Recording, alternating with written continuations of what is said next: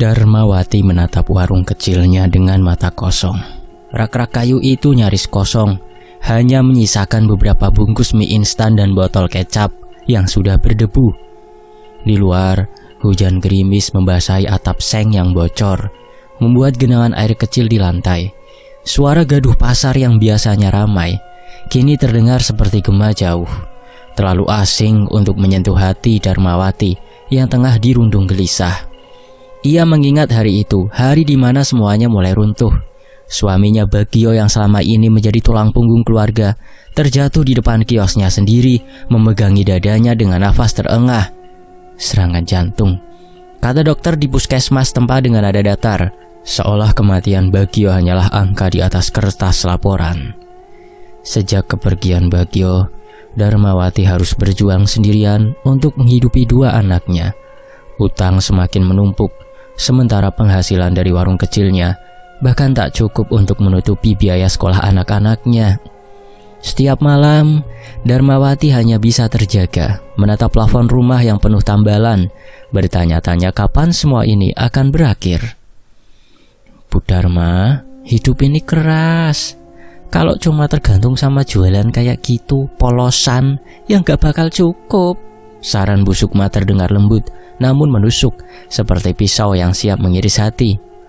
Bu Sukma, tetangga sebelah rumah, adalah sosok yang selalu tampil mencolok di lingkungan mereka. Penampilannya berubah drastis sejak beberapa tahun terakhir. Rumahnya yang dulu reot kini berdiri megah, dengan pagar besi berlapis tembaga mitasi yang mengkilap. Tiap pagi, ia keluar rumah dengan perhiasan emas di tangan dan lehernya, membuat para tetangga tak habis pikir dari mana kekayaannya datang. Apa maksud Bu Sukma? Darmawati bertanya ragu suatu hari, saat mereka sedang duduk di emperan rumah sambil mengupas bawang. Bu Sukma menatap Darmawati dengan senyum tipis. Gunung Kemukus, Bu. Kalau sudah terjepit seperti ini, kadang kita harus cari jalan lain. Gunung Kemukus? Darmawati mengerutkan kening. Ia pernah mendengar nama itu. Sebuah gunung yang konon menjadi tempat pesugihan, tempat orang-orang yang putus asa datang untuk meminta kekayaan dengan melakukan ritual aneh. Ya, saya nggak bilang harus.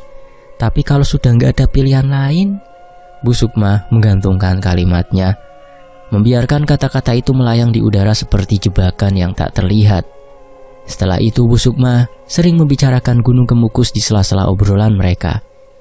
Bisikan-bisikan itu merayap ke dalam pikiran Darmawati, seperti benalu menempel dan tumbuh setiap kali ia menghadapi kenyataan pahit. Pembeli yang terus berkurang, tagihannya tak kunjung terbayar, dan anak-anaknya yang semakin kurus karena makan seadanya.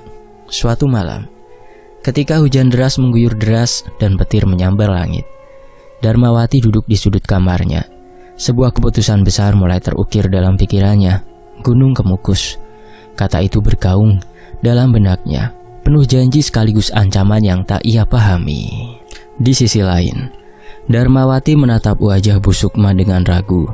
Perempuan itu duduk di hadapannya, tangan gemulai merapihkan selendang merah yang melingkar di bahunya. Di atas meja kecil di antara mereka, kepulan asap kopi hitam mengeluarkan aroma pekat, seakan menambah suasana tegang di ruangan sempit itu. Jadi, kalau aku ke Gunung Kemukus, aku harus apa, Bu? Tanya Darmawati lirih, hampir berbisik. Bu Sukma menghela nafas panjang, seolah ingin memastikan Darmawati benar-benar siap mendengar jawaban itu. Gunung Kemukus bukan untuk mereka yang setengah hati, Bu Darmawati. Apa yang kau minta pasti akan diberikan. Ya, tapi ya ada pengorbanan dan harganya. Pengorbanan? Maksudnya apa yang harus aku korbankan? Bu Sukma tersenyum samar. Mata perempuan itu berkilat, seperti sedang menyembunyikan sesuatu yang hanya bisa dimengerti oleh mereka yang pernah mencicipi jalan itu. Kau harus menjalani ritual 7 malam berturut-turut. Setiap malam, kau akan diminta melakukan hubungan dengan pasangan yang bukan suamimu. Darmawati terkejut, nyaris menjatuhkan gelas kopinya. Apa? Maksud Bu Sukma aku harus... Ya, potong Bu Sukma cepat. Nadanya tetap tenang. Di Gunung Kemukus ada aturan. Ritual itu adalah syarat untuk mendapatkan berkah dari leluhur yang menjaga tempat itu. Kau akan dipasangkan dengan orang lain yang juga datang ke sana untuk mencari kekayaan. Itu bagian dari perjanjian. Kata-kata itu menggema di kepala Darmawati, seperti pukulan palu yang menghancurkan setiap prinsip yang pernah ia pegang. Tubuhnya gemetar, namun ia tidak bisa menyangkal bahwa godaan itu terasa begitu menggoda. Setiap malam ia tidur dengan perut kosong, anak-anaknya menangis kelaparan, dan hutang yang menumpuk seperti lubang tanpa dasar. Tapi kenapa harus begitu, Bu Sukma? Tanyanya, berusaha mencari penjelasan. Itulah jalan mereka, Bu. Leluhur di sana tidak meminta darah, tidak meminta nyawa, hanya meminta pengorbanan kecil untuk menunjukkan kesungguhan hati, 7 malam, dan hubungan badan, bukan dengan pasangan, melainkan orang lain yang melakukan ritual itu bersama. Kabut hitam akan menyelimuti puncak Gunung Kemukus, dan di sanalah kau harus membuktikan keinginanmu. Kalau kau berhasil, hidupmu akan berubah selamanya. Darmawati terdiam, memandangi tangannya yang kasar dan penuh luka karena terlalu sering bekerja. Di kepalanya wajah anak-anaknya yang pucat terbayang jelas, mengingatkan pada rasa sakit yang terus ia tanggung setiap hari. Lalu apa yang terjadi kalau aku tidak menyelesaikan ritual itu? Tanyanya, suaranya nyaris bergetar. Bu Sukma menunduk, matanya menghindar. Kalau kau berhenti di tengah jalan, kau akan menyesal selamanya. Tidak ada yang berani meninggalkan ritual itu. Tidak ada yang tahu apa yang akan terjadi. Tapi yang jelas, kau tidak akan bisa lari dari mereka. Darmawati merasakan kengerian menyelinap ke dalam dadanya. Tapi bersamaan dengan itu, ada sesuatu yang lain. Sebuah bisikan lembut seperti suara yang datang dari sudut terdalam pikirannya, membujuknya untuk melangkah ke jalan itu. Saya butuh waktu untuk berpikir, Bu Sukma. Akhirnya Darmawati berkata. Tentu saja, jawab Bu Sukma, tersenyum seakan tahu bahwa jawaban Darmawati sudah jelas. Tapi jangan terlalu lama, kabut hitam di Gunung Kemukus tidak akan menunggu selamanya. Langit malam tampak kelam ketika Darmawati atau Ratih, nama panggilannya di masa muda, melangkahkan kakinya ke jalan berbatu menuju Gunung Kemukus. Angin dingin menusuk kulit, membawa aroma tanah basah bercampur dedaunan yang mengering. Langkah-langkahnya terasa berat, bukan karena lelah, tetapi karena rasa takut yang menumpuk di dadanya. Di punggungnya sebuah tas kecil berisi kain selendang putih dan beberapa bunga melati, seperti yang diminta oleh Bu Sukma untuk ritual ini. Di kejauhan, bayangan gunung itu menjulang seperti raksasa yang sedang tertidur. Kabut hitam mulai merayap di sepanjang lereng, menyelimuti pepohonan yang menjulang tinggi dengan aura mistis. Hanya suara langkah kaki Ratih yang terdengar, bercampur dengan detak jantungnya yang berdegup kencang. Ketika ia tiba di pelataran utama, sebuah pondok kecil berdiri di sana, diterangi oleh lampu minyak yang temaram. Seorang pria tua dengan wajah penuh kerut duduk di depan pintu pondok itu. Ia mengenakan pakaian serba hitam dengan ikat kepala bermotif batik yang menambah kesan angker. Kau datang untuk apa? Tanyanya tanpa basa-basi. Suaranya serak seperti angin yang berembus di antara dedaunan kering. Saya berniat ingin melakukan ritual, jawab Ratih dengan suara bergetar. Pria itu mengangguk pelan, seolah sudah sering mendengar jawaban serupa. Kau tahu apa yang harus kau lakukan? Ratih mengangguk ragu. Ia tahu garis besar ritual itu, tetapi tidak sepenuhnya memahami apa yang akan terjadi. Ikuti aku, ujar pria itu, yang ternyata adalah seorang kuncen, penjaga ritual di Gunung Kemukus. Ia berjalan perlahan, membawa lentera kecil yang memancarkan cahaya redup. Ratih mengikutinya, menembus kabut yang semakin tebal, hingga mereka tiba di sebuah area lapang di puncak gunung. Di sana, beberapa orang lain terlihat duduk bersilah, menunggu giliran mereka. Ini adalah tempat pengorbanan ritual, ujar kuncen sambil menuju ke sebuah batu besar yang dikelilingi oleh lilin yang menyala. Sebelum kau memulai, kau harus memilih pengorbananmu. Ratih merasa tenggorokannya mengering. Apa yang harus saya pilih? Kuncen itu mengeluarkan sebuah kotak kecil dari balik jubahnya. Di dalamnya ada 3 benda, sehelai rambut panjang, sebutir telur ayam yang berlumuran darah, dan sebuah cincin emas yang terlihat tua. Rambut melambangkan kehormatan, Telur melambangkan kehidupan dan cincin melambangkan ikatan. Apa yang kau korbankan akan menentukan bagaimana jalanmu ke depan. Jelas Kuncen. Ratih tertegun tidak tahu harus memilih apa. Di balik kabut suara samar angin berdesir terdengar seperti bisikan-bisikan aneh, seakan gunung itu sendiri menunggu keputusannya. Tapi ingat, lanjut Kuncen, menatapnya tajam. Setiap pilihan ada konsekuensinya. Kau tidak bisa menariknya kembali setelah kau mulai. Ratih mengulurkan tangan dengan ragu. Matanya terpaku pada benda-benda di dalam kotak itu. Setiap pilihan terasa seperti menjual sebagian jiwanya. Tetapi suara-suara dalam pikirannya terus membisikkan bahwa ini adalah satu-satunya jalan keluar dari kemiskinan dan penderitaan. Akhirnya, dengan tangan gemetar, ia memilih. Singkat cerita, malam pertama di Gunung Kemukus tiba dan suasana menjadi semakin mencekam. Ratih disuruh Kuncen duduk di atas tikar pandan yang digelar di tanah lembab. Di bawah pohon besar yang akar-akarnya mencuat seperti tangan-tangan yang mencengkeram bumi. Di sekitarnya kabut hitam menebal, menggantung berat seperti tirai kelam yang menghalangi pandangan. Lampu minyak yang dibawa Kuncen tadi hanya menyala samar, seolah takut menerangi lebih dari yang perlu. Ratih menggigit bibirnya untuk menahan gemetar. Di kejauhan suara burung malam terdengar menyayat, bercampur dengan desir angin yang menyerupai bisikan-bisikan halus. Namun, ada satu suara yang membuat bulu kuduknya berdiri, seperti tangisan seorang perempuan, lirih, seolah berasal dari dalam hutan yang gelap di sekelilingnya. Itu biasa, ujar Kuncen dengan nada datar, menyadari ketakutan Ratih. Gunung ini penuh penghuni, jangan hiraukan suara-suara itu, atau kau tak akan bisa melewati malam ini. Ratih mengangguk pelan meskipun hatinya dipenuhi rasa takut yang semakin menggigit.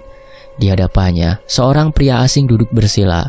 Wajahnya tertutup sebagian oleh kain hitam yang dililitkan seperti selendang, tetapi tatapan matanya terlihat tajam dan penuh tekad.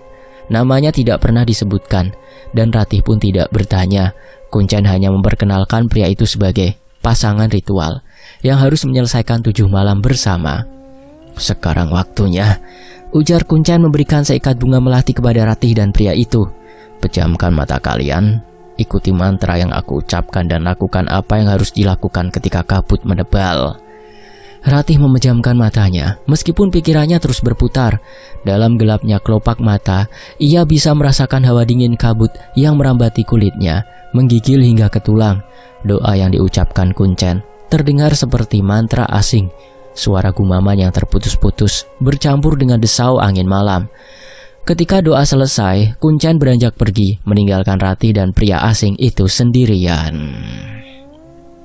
Sementara itu, sudah siap? Tanya pria itu dengan suara rendah, memecah keheningan.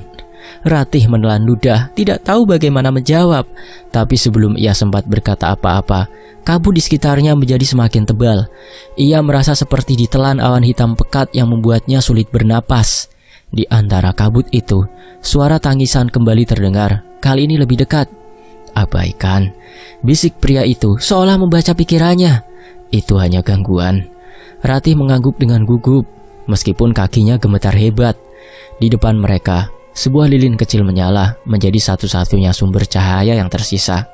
Tapi, api lilin itu berkedip-kedip, seolah ada sesuatu yang berusaha memadamkannya.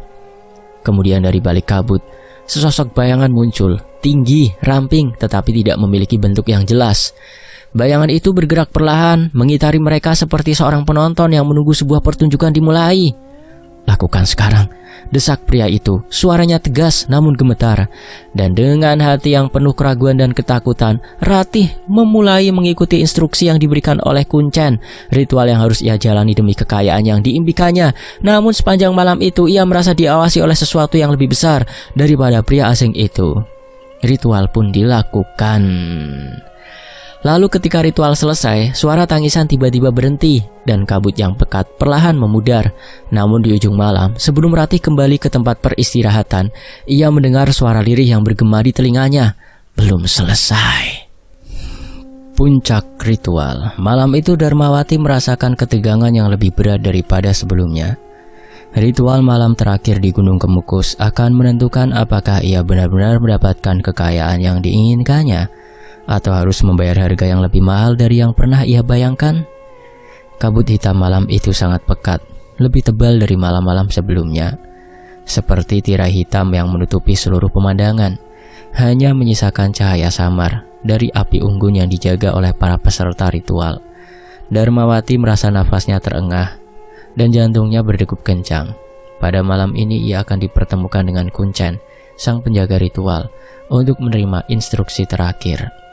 Darmawati berjalan dengan langkah terburu-buru, mengikuti Kuncen yang berjalan di depan dengan tenang. Suara desiran angin di antara pepohonan terdengar semakin keras, dan ada rasa dingin yang merasuk ke dalam tubuhnya. Saat ia sampai di sebuah batu besar, Kuncen berhenti dan menatapnya tajam. Ini adalah malam terakhir. Suara Kuncen terdengar berat, menggetarkan jiwa. Kamu telah menjalani ritual hubungan badan dengan baik, tetapi ada satu hal yang perlu kamu persembahkan, sesuatu yang sangat berharga. Darmawati menatap Kuncen dengan mata terbuka lebar. Apa itu? Apa yang harus saya berikan? Tanya Darmawati dengan suara gemetar, meskipun ia sudah tahu jawabannya. Kuncen mengangkat tangan, menunjuk ke arah kabut hitam yang semakin tebal.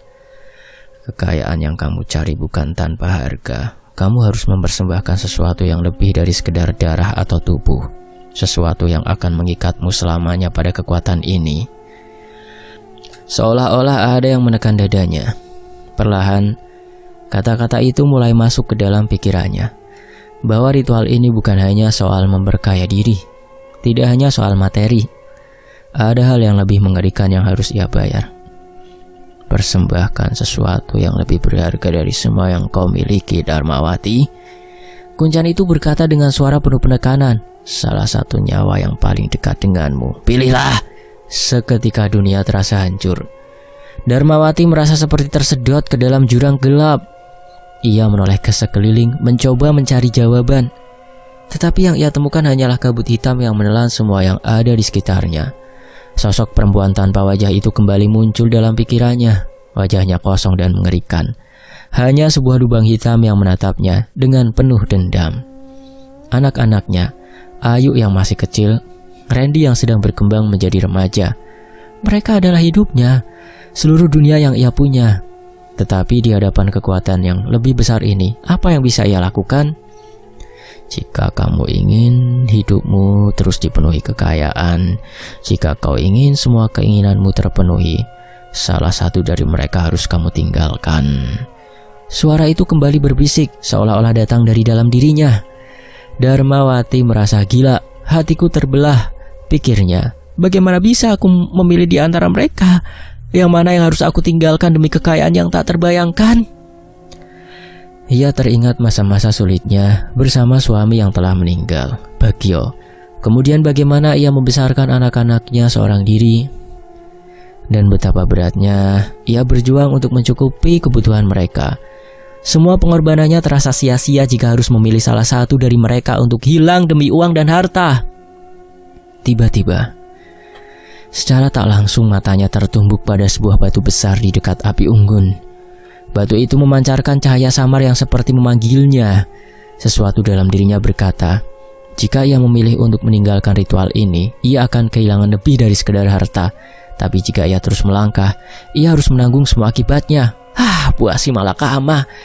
Darmawati menatap Kuncen dengan wajah pucat. Suara di dalam dirinya memecah keheningan malam. Aku tidak bisa memilih siapa yang akan aku korbankan. Namun saat ia berbicara, kabut hitam semakin menebal, menyelimuti seluruh pemandangan. Tiba-tiba suara tangisan keras terdengar, dan Darmawati menoleh dengan panik. Ia melihat bayangan gelap yang berkelebat cepat. Sosok perempuan tanpa wajah itu muncul di depannya dengan tangan terulur. Satu jiwa. Suara itu menggema merobek keheningan malam.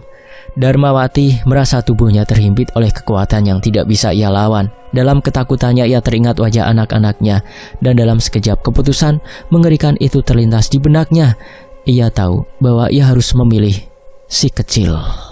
Singkat cerita, ritual telah diselesaikan dan Darmawati kembali ke rumah dengan tubuh yang letih, tetapi pikirannya penuh dengan harapan. Di dalam tas anyamnya terselip sisa-sisa bunga melati yang digunakan dalam ritual dan dupa yang telah dipadamkan oleh Kuncen di Gunung Kemukus. Ia menaruhnya di sudut kamar, menganggap benda-benda itu sebagai bagian dari proses yang harus ia jalani untuk mencapai kekayaan. Namun malam itu menjadi awal dari gangguan yang tidak pernah ia bayangkan sebelumnya. Tepat pukul 2 dini hari, Darmawati terbangun mendengar tangisan histeris anak bungsunya, Ayu, yang baru berusia 5 tahun. Ia bergegas menuju kamar Ayu dan menemukannya duduk di sudut ranjang. Tubuhnya menggigil hebat, sementara matanya memandang lurus ke arah sudut kamar. "Ada apa, Ayu?" tanya Darmawati panik, mencoba memeluk anaknya. Ayu tidak menjawab. Ia hanya menggelengkan kepala sambil menangis semakin keras. Tangannya menunjuk dengan gemetar ke sudut kamar yang gelap, tepat di sebuah lemari kayu yang sudah lama tidak digunakan. "Ibu, di sana perempuan itu, dia tidak punya wajah, Bu," teriak Ayu. Suaranya pecah di antara isakannya. Darmawati tertegun, jantungnya berdegup kencang, tetapi ia berusaha menenangkan anaknya. "Tidak ada siapa-siapa di sana, Ayu. Mungkin kamu cuma mimpi buruk," ujarnya, meskipun ia sendiri merasa ada sesuatu yang salah. Ketika ia melangkah ke sudut kamar untuk membuktikan bahwa tidak ada apa-apa, hawa dingin tiba-tiba menyergapnya. Kulitnya meremang dan bau melati yang sangat menyengat tercium. Meskipun bunga-bunga melati dari ritual tadi ia letakkan di kamar lain. Malam itu Ayu akhirnya tidur di kamar Darmawati. Tapi gangguan tidak berhenti di situ. Pada malam berikutnya, tepat ketika Darmawati hendak memejamkan mata, ia mendengar suara langkah kaki di lantai rumahnya. Awalnya, suara itu terdengar samar, seperti langkah ringan seseorang yang berjalan di depan pintu kamarnya. Tapi semakin lama, langkah itu terdengar lebih jelas, lebih berat, seolah-olah ada seseorang atau sesuatu yang mengelilingi rumah. Darmawati menahan nafas, tubuhnya kaku di atas kasur. Ia mencoba meyakinkan dirinya bahwa itu hanya angin atau suara hewan, tetapi suara itu terlalu nyata. Dengan gemetar, ia memutuskan untuk membuka pintu kamar. Saat pintu terbuka, ia tidak menemukan apa-apa, hanya kegelapan pekat di lorong rumahnya. Namun ketika ia menutup pintu kembali, sebuah suara berbisik terdengar di dekat telinganya, lembut tetapi mengerikan. "Belum selesai." Darmawati mundur dengan nafas tersengal, matanya terpaku pada kaca lemari di sudut kamar, di mana ia melihat bayangan seorang perempuan berdiri di belakangnya. Wajah perempuan itu gelap, kosong, tanpa mata, hidung atau mulut. Darmawati berbalik dengan cepat, tetapi tidak ada siapa-siapa di sana. Gangguan seperti itu terus berlanjut setiap malam setelah ia menjalani ritual di Gunung Kemukus. Bukan hanya Ayu yang terganggu. Kakak Ayu yang berusia 10 tahun mulai mengeluh melihat bayangan melintas di dapur. Bahkan tetangga mulai membicarakan rumah Darmawati yang mereka anggap berubah menjadi tempat angker. Namun, Darmawati tidak berani berhenti. Ketakutannya terhadap kegagalan ritual dan ancaman dari Kuncen membuatnya terus maju, meskipun ia tahu setiap langkahnya membawa keluarga kecilnya semakin dekat pada bahaya yang tak kasat mata. Singkat cerita, setelah 2 minggu menjalani ritual di Gunung Kemukus, Darmawati mulai merasakan perubahan yang mencolok dalam hidupnya. Jualannya di pasar meningkat pesat, lebih banyak pembeli yang datang, dan semua barang dagangannya selalu habis terjual. Bahkan para pedagang lain mulai mengajukan pertanyaan tentang keberuntungannya yang tiba-tiba. Tak hanya itu, uang yang ia terima setiap hari semakin banyak, dan ia bisa membeli barang-barang yang dulu hanya bisa ia impikan. Perabot rumah tangga yang lebih baru, pakaian yang lebih baik, bahkan emas untuk dirinya dan anak-anaknya. Kehidupannya mulai membaik, jauh lebih baik dari sebelumnya. Suami yang telah meninggal itu seolah-olah tidak lagi menjadi beban, dan Darmawati merasa bisa menghidupi keluarganya yang lebih baik daripada sebelumnya. Namun di balik kesuksesan yang mulai diraihnya, ada bayang-bayang ketakutan yang terus menghantui pikirannya. Mimpi buruk menjadi rutinitas setiap malam. Darmawati sering terbangun tengah malam, tubuh basah oleh keringat dingin setelah bermimpi buruk yang mengerikan. Dalam mimpi itu ia selalu melihat perempuan tanpa wajah yang ia temui dalam ritual pertama. Perempuan itu datang dengan tangan terlentang, seolah ingin meraih dirinya. Setiap kali Darmawati mencoba melarikan diri, perempuan itu semakin mendekat, suaranya terdengar parau dan penuh ancaman. "Jangan lari," suara itu selalu menggaung di telinganya. "Kamu sudah menjadi bagian dariku. Selain mimpi buruk, suara-suara misterius mulai mengganggunya di rumah. Kadang ia mendengar bisikan pelan yang datang dari sudut ruangan. Kadang juga ada suara langkah kaki yang terdengar begitu jelas, seolah ada orang yang sedang mengintainya. Saat ia berusaha mencari tahu, tak ada siapa-siapa. Rumah itu kosong, hanya ada dirinya dan anak-anaknya. Namun perasaan dihantui tidak pernah hilang. Tapi yang paling mencengkeram hatinya adalah bayangan hitam yang sering melintas di sudut matanya, baik siang maupun malam. Di saat-saat tertentu, ia bisa merasakan adanya sosok yang mengamatinya. Dari dapur, dari lorong kamar, atau bahkan dari kaca jendela, ia bisa merasakannya. Sebuah keberadaan yang tak terlihat, namun terasa sangat dekat. Suatu malam setelah pulang dari pasar, Darmawati mendapati rumahnya terasa lebih sepi dan lebih dingin dari biasanya. Anak-anaknya sudah tidur dan ia duduk sendirian di ruang tamu, menatap uang yang ada di meja, memikirkan bagaimana hidupnya telah berubah begitu cepat. Namun di tengah-tengah ketenangannya, suara bisikan itu terdengar lagi, kali ini lebih keras dan lebih jelas. "Kamu sudah terikat." Suara itu berbisik. Darmawati menoleh, berusaha mencari sumber suara, tetapi tidak ada siapa-siapa, hanya bayangan gelap yang merayap di dinding. Darmawati merasakan kegelisahan yang semakin parah. Di satu sisi, ia tahu bahwa kesuksesan yang ia rasakan datang dengan harga yang sangat mahal. Ia mulai menyadari bahwa ritual yang ia lakukan mungkin tidak akan pernah bisa dihentikan. Setiap peningkatan dalam hidupnya terasa semakin berbahaya, seiring dengan semakin menguatnya teror yang ia alami. Setiap malam, bayangan perempuan tanpa wajah itu semakin sering muncul, dan Darmawati merasa bahwa ia semakin terperangkap dalam perjanjian yang tidak bisa ia lepaskan begitu saja. Namun pada saat yang sama, ketakutan itu juga semakin merasuk. Ia bingung, terjebak antara keinginan untuk terus menikmati kekayaan yang datang begitu mudah, dan ketakutan akan konsekuensi yang lebih besar yang mungkin akan ia hadapi jika ia terus melanjutkan jalan ini. Di saat gelisah itu, Darmawati melihat wajahnya di cermin. Wajah yang dulu penuh keletihan dan kekhawatiran kini tampak lebih cerah, lebih muda, namun matanya kosong, seperti kehilangan kilau kehidupan. Ia merasakan bahwa ia sudah terlalu jauh melangkah dan kini tidak ada jalan mundur. Setelah malam itu, segala sesuatu dalam hidup Darmawati berubah drastis. Di rumah, ia merasakan kehadiran yang semakin nyata dari entitas yang mengikatnya pada pesugihan yang telah ia pilih. Meskipun kehidupan materi mulai membaik, jualan di pasar laris manis, uang datang dengan deras, dan rumahnya semakin nyaman, sesuatu yang lebih gelap mulai merasuki hari-harinya. Kecemasan yang membungkam hati semakin menggigitnya. Namun yang paling mengganggu adalah perubahan yang terjadi pada Ayu, anak bungsunya. Pada awalnya Ayu hanya terbangun dengan teriakan malam yang mengerikan.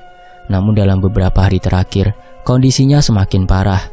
Tubuh kecilnya yang dulu penuh energi kini menjadi lemah. Demam tinggi datang bergelora dan ia tak mau makan. Matanya yang dulunya cerah kini kosong, seakan ada sesuatu yang merenggut semangat hidupnya. Darmawati merasakan ketegangan yang semakin menghancurkan jiwanya. Ayu mulai berbicara dengan suara yang tidak dikenalnya. Suara itu terkadang terdengar seperti bisikan dari jauh, dan terkadang Ayu berkata seolah-olah ia berbicara dengan seseorang yang tak terlihat oleh orang lain.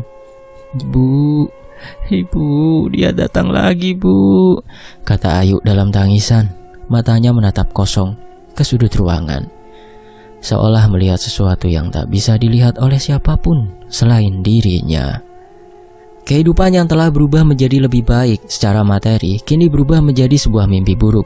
Ayu tak mau tidur sendirian, dan setiap malam Darmawati mendengar tangisan dan jeritan putrinya yang semakin keras.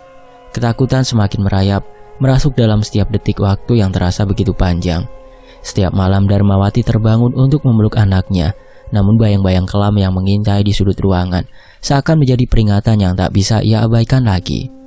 "Sudah cukup, Ayu, tenanglah." Darmawati berusaha menenangkan putrinya yang terus terisak, namun Ayu tak bisa berhenti menangis. "Ibu, mereka datang, Bu," kata Ayu dengan suara yang semakin lemah. Dalam kerisauannya, Darmawati hanya bisa memandang dengan pandangan kosong. Perasaan terjerat di dalam dirinya. Ia tahu, ia merasakan semuanya mulai mengarah ke jalan yang kelam. Suatu malam, Ayu tiba-tiba terjatuh. Tubuhnya kaku dengan demam yang menggila.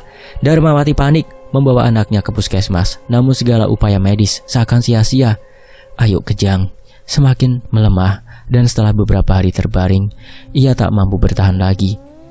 Pada pagi yang kelabu, Di antara suara tetesan infus rumah sakit, Ayu menghembuskan nafas terakhirnya. Kehilangan itu menyayat hati Darmawati, seperti sebuah mimpi buruk yang tak pernah berakhir. Rasa sakitnya seperti digali dalam-dalam. Ayu yang dulu riang kini telah pergi, meninggalkan sepi yang tak bisa diisi. Darmawati tak pernah menyangka bahwa harga yang harus ia bayar akan begitu besar, bahwa anaknya yang selama ini ia perjuangkan, anak yang ia cintai lebih dari hidupnya sendiri, kini harus hilang karena perjanjiannya dengan kekuatan yang gelap. Pulang ke rumah dengan jenazah Ayu yang telah disiapkan untuk dimakamkan, Darmawati merasa dunia runtuh di sekelilingnya. Seluruh warga terdekat berkumpul menyaksikan prosesi pemakaman yang terasa begitu berat dan penuh dengan keheningan. Ada yang merasa kehilangan, ada yang bingung, dan ada pula yang merasa ngeri melihat takdir yang menimpa keluarga Darmawati. Darmawati dengan wajah yang hampa dan mata merah karena tak tidur, berdiri di dekat liang kubur. Ia tampak kebingungan, seperti terombang-ambing antara kenyataan dan perasaan yang tak bisa diterima. Anak bungsunya yang dulu sering terbangun di tengah malam dengan tangisan karena melihat sosok perempuan tanpa wajah, kini terbaring kaku di dalam keranda. Namun ada sesuatu yang aneh di dalam hati Darmawati. Ia merasakan sebuah perasaan yang mengganjal, seperti ada yang tidak beres. Semenjak kepergian Ayu, ia masih diganggu oleh bayangan-bayangan gelap yang semakin mendekat. Rasa takut kembali menguasai dirinya, seolah-olah semuanya tidak berakhir begitu saja. Keranda didekatkan ke liang kubur. Jenazah Ayu diturunkan perlahan ke dalam liang kubur, diiringi doa-doa dari para tetangga yang hadir, dan sang ustadz memberikan instruksi. Darmawati berdiri di sana terpaku, hatinya bergejolak seakan ada yang tak bisa ia lepaskan dari diri Ayu. Ia teringat masa kecil Ayu yang penuh kebahagiaan, yang tiba-tiba berubah menjadi penuh teror setelah mereka menjalani ritual pesugihan. Darmawati menundukkan kepala, memohon agar anaknya diberi ketenangan di alam yang abadi. Namun ketika jasad Ayu sudah hampir sepenuhnya diturunkan ke dalam liang kubur, sesuatu yang sangat aneh terjadi. Salah seorang yang berdiri di dekat liang kubur, seorang pria sepuh yang dikenal sebagai saksi mata dari desa Tetua, tiba-tiba terjatuh. Tubuhnya gemetar dan ia menatap liang kubur dengan mata yang terbuka lebar. Tidak, itu bukan Ayu. Pria tua itu berteriak dengan suara terbata-bata. Semua mata tertuju pada pria itu, dan suasana yang semula penuh haru berubah menjadi tegang. Darmawati merasa hatinya berdegup kencang. "Apa maksudmu?" tanyanya mencoba menahan kepanikan yang mulai menjalari tubuhnya. Pria tua itu hanya menunjuk ke dalam liang kubur, dan semua orang mengikuti arah jarinya. Dengan hati berdebar, pria tua itu mengatakan bahwa itu bukan jasad Ayu, melainkan batang pisang atau gedebok pisang. Ya, wujud itu hanya terlihat oleh si pria tua itu, yang lainnya tidak bisa melihat. Dan para tetangga yang hadir pun mulai merasa ada yang tidak beres. Mereka menyaksikan kejadian itu dengan rasa takut yang tak terbendung, tapi tak berusaha menganggapnya. Mereka berusaha agar menyelesaikan cepat-cepat pemakaman Ayu. Pria tua itu meracau, yang dulu dikenal sebagai seorang petani dan sering berbicara tentang hal-hal gaib, kemudian berujar saat pemakaman telah selesai kepada salah satu temannya. "Pohon pisang adalah tanda dari bahwa jasad itu ditumbalkan oleh seseorang." Sementara itu, setelah meninggalnya Ayu, Darmawati merasakan sebuah perubahan besar yang datang begitu cepat dan tak terduga. Usaha dagangannya yang sebelumnya berjalan biasa-biasa saja, kini mengalami lonjakan yang luar biasa. Sebelum ia pergi ke Gunung Kemukus, ia hanya seorang pedagang kecil di pasar tradisional, menjual dagangan yang receh-receh dan beberapa bahan pokok lainnya. Setiap hari ia merasa kesulitan untuk mencukupi kebutuhan hidup, apalagi setelah suaminya meninggal dunia. Namun, setelah ritual dan kematian Ayu, atau tumbal diserahkan tumbal jiwa, di pasar pembeli datang silih berganti. Tidak hanya pembeli biasa, tetapi para pedagang lainnya mulai memperhatikan darinya dengan tatapan penuh rasa ingin tahu. Sementara itu Darmawati terus terkejut. Ia merasa ada yang berbeda dengan pembeli-pembeli yang datang. Mereka seperti tertarik begitu saja pada barang dagangannya, tanpa banyak basa-basi, tanpa ada alasan yang jelas. Mereka hanya datang dan membeli barang-barangnya dengan cepat, kadang tanpa banyak menawar harga. Darmawati tidak bisa menyangkal. Rasa puas dan lega mulai menguasai dirinya. Keuangannya semakin meningkat tajam. Namun setiap kali ia melihat uang-uang yang tertumpuk banyak, yang datang begitu cepat, rasa khawatirnya mulai sedikit terganggu tentang apa yang harus ia persembahkan berikutnya. Namun yang paling mencolok adalah perasaan bahwa kekayaan ini datang dengan harga yang sangat mahal. Ia tidak tahu kenapa, tapi setiap kali ia menghitung uang, ada perasaan lain yang mengusik. Rasanya ada yang salah, ada yang tidak beres dengan cara uang itu datang begitu cepat. Dan semakin ia memperoleh kekayaan, semakin besar rasa takut itu tumbuh di dalam dirinya. Namun Darmawati tidak bisa berhenti. Uang yang masuk ke rekeningnya, keuntungannya terus meningkat, dan usaha yang semakin berkembang membuatnya merasa tidak boleh mundur. Ia mulai menerima kenyataan bahwa setiap keberhasilan ini datang dengan harga, pengorbanan, dan konsekuensinya. Dan konsekuensinya mulai terasa. Setiap malam teror-teror suara-suara aneh mulai mengganggunya lagi. Bayangan hitam mulai melintas lagi di ujung padangannya, dan mimpi buruk tentang sesuatu yang mengerikan kembali menghantui tidur nyenyaknya.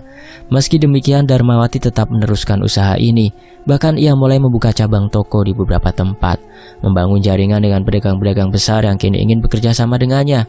Tiba-tiba, Darmawati yang dulu hanya seorang pedagang pasar kecil kini menjadi pengusaha yang sangat diperhitungkan. Orang-orang yang dulu meremehkannya kini mulai datang, meminta kerjasama, menawarkan investasi dan berbicara tentang kesuksesan yang telah diraihnya. Perasaan yang sebenar-benarnya dari seorang manusia, yakni sesuatu yang salah dalam hidupnya. Ya, Darmawati merasa begitu. Hati nuraninya yang bersih berkata, sebuah perasaan yang sangat dalam yang coba ia untuk abaikan. Sesuatu yang salah dalam hidupnya, namun tak bisa ditolak begitu saja.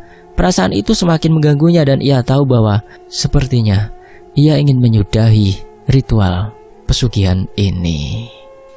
Hari-hari yang dilalui Darmawati semakin berat. Keberhasilan yang diraihnya dengan cara yang tak wajar telah membuatnya merasa terperangkap dalam sebuah siklus yang tak bisa ia hentikan. Meskipun hidupnya sekarang penuh dengan kekayaan dan kemewahan, bayangan hitam dari gunung Kemukus selalu mengikuti langkahnya. Perasaan bersalah dan ketakutan semakin menghantuinya, apalagi setelah anak bungsunya meninggal. Semakin lama ia merasa makin jauh dari ketenangan hati. Ia tidak pernah benar-benar merasakan kebahagiaan, kekayaan, uang yang menumpuk, meskipun ia memiliki segala yang diinginkannya. Suatu malam setelah terbangun dari mimpi buruk yang sama, di mana ia melihat sosok perempuan tanpa wajah itu menggapainya dengan tangan yang dingin dan kaku, Darmawati merasa putus asa. Ia sadar ia harus mencari jalan keluar dan menghentikan ritual pesugihan ini. Semua yang ia miliki kini terasa kosong, tak berarti, dan penuh dengan bayang-bayang kematian. Di tengah kebingungannya, sebuah ide datang dalam benaknya. Kiai sepuh yang tinggal di luar kabupaten, seorang ahli spiritual yang dikenal mampu menyelesaikan masalah yang berhubungan dengan ilmu hitam dan perjanjian gaib. Kiai sepuh adalah sosok yang dihormati, namun jarang orang yang bisa menghubunginya, karena beliau dikenal sebagai orang yang sangat bijaksana dan tidak sembarangan menerima permintaan. Dengan tekad yang kuat, Darmawati memutuskan untuk pergi menemui Kiai sepuh. Ia meninggalkan rumahnya yang penuh dengan kekayaan, namun hatinya kosong dan gelisah. Perjalanan menuju rumah Kiai sepuh terasa sangat berat, seperti ada beban yang menekan di dadanya, seolah-olah dunia menuntut pertanggungjawaban atas perbuatannya. Sesampainya di rumah Kiai sepuh, Darmawati dipersilakan masuk oleh seorang santri. Kiai sepuh seorang pria tua dengan wajah yang penuh kerutan, mata yang tajam dan penuh kebijaksanaan, duduk bersila di sebuah ruang sederhana. Ruangan itu terasa sunyi, hanya ada suara alam yang terdengar samar di luar. Darmawati duduk di hadapannya, menundukkan kepala penuh penyesalan. "Apa yang membuatmu datang kemari, nak?" tanya Kiai sepuh dengan suara yang dalam dan tenang. Darmawati menelan ludah, lalu membuka mulutnya dengan suara yang gemetar. "Kiai, saya telah terjerat dalam perjanjian dengan kekuatan yang tidak saya mengerti. Saya pergi ke Gunung Kemukus dan melakukan ritual dosa, dan sekarang saya merasa terperangkap. Anak saya sudah menjadi tumbal kekayaan yang saya peroleh dengan cara yang salah. Saya merasa dihantui, dan saya ingin melepaskan diri dari semua ini, Kiai. Tolong bantu saya." Kiai sepuh mendengarkan dengan seksama, tanpa menyela. Wajahnya tetap tenang, namun matanya seperti memandang jauh ke dalam diri Darmawati. Setelah beberapa saat hening, beliau berkata dengan lembut, "Melepaskan diri dari perjanjian semacam itu bukan perkara mudah. Namun jika engkau sungguh-sungguh ingin bertaubat, maka jalan keluar akan terbuka meskipun penuh dengan ujian." Darmawati menundukkan kepala, menahan air mata yang hampir tumpah. Saya bersedia menjalani apapun, Kiai. Saya hanya ingin anak pertama saya selamat dan saya ingin menebus kesalahan saya. Kiai Sepuh terdiam beberapa saat, kemudian berdiri dan membuka sebuah kitab kuno yang terletak di rak. Beliau mulai membaca yang Darmawati tidak mengerti, sambil sesekali mengucapkan doa. Darmawati hanya bisa berdoa dalam hati, berharap ada jalan keluar dari penderitaan ini. Perjanjian ini tidak bisa dihapus dengan mudah, nak, ujar Kiai Sepuh setelah beberapa waktu berlalu. Kau harus melakukan sebuah tindakan yang berani, melepaskan ikatan itu dengan sepenuh hati. Engkau harus memberikan sesuatu yang berharga sebagai pengganti dari apa yang telah kau ambil, bukan dalam bentuk materi, tetapi dalam bentuk hati yang tulus. Hanya dengan penyerahan yang sepenuh hati, engkau bisa memutuskan ikatan ini. Kamu telah datang dengan hati yang penuh penyesalan. Itu adalah langkah yang pertama menuju jalan pertaubatan. Namun perjalanan tidak akan mudah. Menghapus dosa yang telah kamu lakukan, terutama yang melibatkan perjanjian dengan kekuatan gaib, memerlukan usaha yang keras. Dengan suara tenang, Kiai Sepuh itu melanjutkan, kamu harus melakukan riyadoh, berdoa, dan memohon kepada Allah dengan sepenuh hati. Allah Maha Pengampun. Namun kamu juga harus bersabar dan ikhlas dalam menghadapi proses ini. Sebenar-benarnya pertolongan adalah sholat. Jangan pernah putus asa, karena hanya dengan izinnya kamu bisa melepaskan dirimu dari jeratan perjanjian yang telah kamu buat. Darmawati mengangguk, meski air mata terus mengalir dari matanya. Saya siap, Kiai. Saya akan melakukan apa saja untuk bisa lepas dari dosa ini dan mendapatkan ampunan Allah. Kiai Sepuh itu kemudian memberikan sebuah tasbih kepada Darmawati. Baca zikir ini dengan penuh ketulusan. Lakukan riyadoh setiap malam dan jangan pernah berhenti memohon kepada Allah. Sampaikan penyesalanmu dan yakinkan dirimu bahwa Allah pasti mendengar doa-doamu, nak. Darmawati membawa tasbih itu dengan tekad yang lebih kuat. Setiap malam ia duduk di sudut rumahnya di bawah cahaya lampu yang temaram dan mulai membaca zikir yang diberikan oleh Kiai Sepuh. Suara lirihnya mengalun dengan penuh kekhusyukan, memohon ampunan dari Allah yang Maha Kuasa. Malam demi malam, Darmawati merasakan perubahan dalam dirinya. Kiai Sepuh mengawal dari pondok pesantrennya melalui ruhani. Ada rasa tenang yang perlahan menggantikan kegelisahan di hatinya. Namun teror dan bayangan-bayangan kelam dari masa lalu masih datang, menghantui setiap mimpinya. Suara-suara aneh dan bayangan hitam kembali muncul, seolah-olah ingin menariknya kembali ke dalam perjanjian itu. Suatu malam setelah beberapa minggu ia menjalani riyadoh, Darmawati terbangun tengah malam. Terengah-engah ia merasa ada sesuatu yang sangat berat di dadanya, dan suasana dalam rumahnya terasa sangat dingin. Tiba-tiba ia mendengar suara yang sangat familiar, suara Ayu. Ayu? Darmawati berbisik, hampir tak percaya. Namun suara itu bukanlah suara Ayu yang biasa. Itu adalah suara yang penuh dengan penderitaan dan kesedihan, seolah-olah marah dengan ibunya. Kenapa dia dikorbankan? Darmawati pun menangis, merasakan ke dalam penyesalan yang tak terlukiskan. Dalam hati ia berdoa lagi, memohon kepada Allah agar mengampuni semua dosanya dan menerima tobatnya. Ia tahu dengan izin Allah ia akan diberi kekuatan untuk melepaskan diri dari ikatan yang mengikatnya. Suatu malam, setelah bertahun-tahun menjalani proses taubat dan riyadoh yang dibimbing oleh Kiai Sepuh, Darmawati merasa ada sesuatu yang berbeda. Ketika ia memohon dengan sepenuh hati, sebuah cahaya terang menyelimuti dirinya. Ia merasa berat yang selama ini membebaninya terangkat, seolah-olah ikatan perjanjian itu akhirnya terputus. Teror yang selama ini menghantui dirinya perlahan menghilang dan hatinya kembali merasa damai. Darmawati tahu meski kehilangan Ayu dan kehilangan usahanya semua hancur. Ia telah menjalani perjalanan yang panjang untuk menghapus dosa-dosanya. Ia telah meminta ampun kepada Allah melalui bimbingan Kiai Sepuh, dan dengan penuh ketulusan ia menyerahkan semuanya kepada takdirnya. Sekarang dalam hatinya ia meyakini bahwa hanya dengan kasih sayang Allah lah ia bisa bebas dari jeratan dosa dan kekuatan gaib yang pernah menjerat hidupnya. Selesai. Demikianlah sebuah cerita, semoga terhibur, anggap saja sebagai dongeng bualan. Sampai jumpa di kisah selanjutnya, tetap di Fakta Sejarah. Alhamdulillah. Saya pamit, wassalamualaikum.